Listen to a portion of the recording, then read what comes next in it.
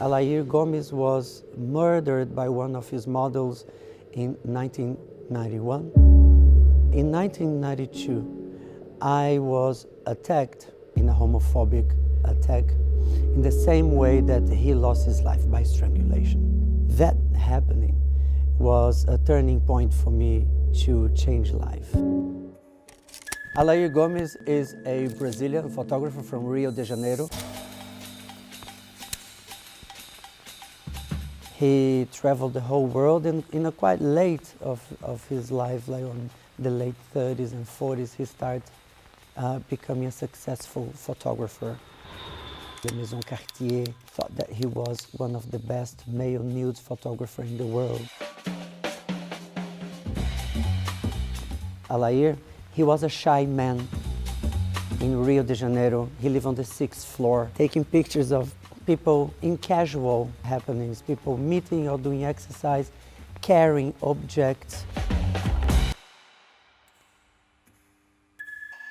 He was waiting for the right light, beautiful shadows on the sidewalk of the beaches of Ipanema. After he would take the pictures, he would reshuffle images and make sequences. With that, he started to create his own poetry, his own rhythm, his own world.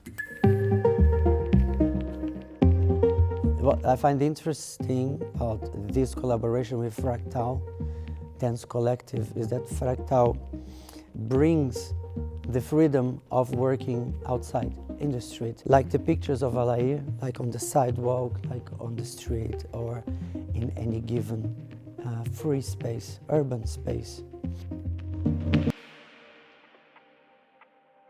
Fractal got formed about 6 years ago. We were researching how we could give more meaning to what we were doing. We were dancing on the street and always creating nice shapes and complexities with our bodies. We felt we wanted to express more. And from then we went on to use breaking or breakdance to bring it to the theater.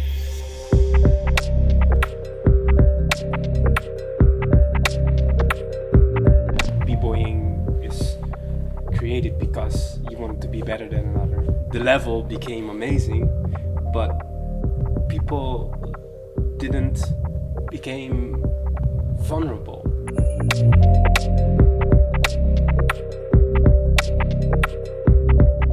You always want to show the best of you want to show off.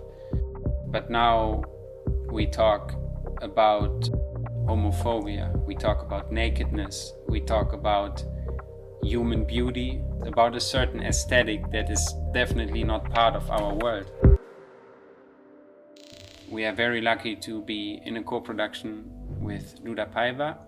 This is quite the opposite to breaking, to the roughness of breaking, the sensitivity of being with puppets. So in Sonatinas for Feet, we evoke Alair himself on stage.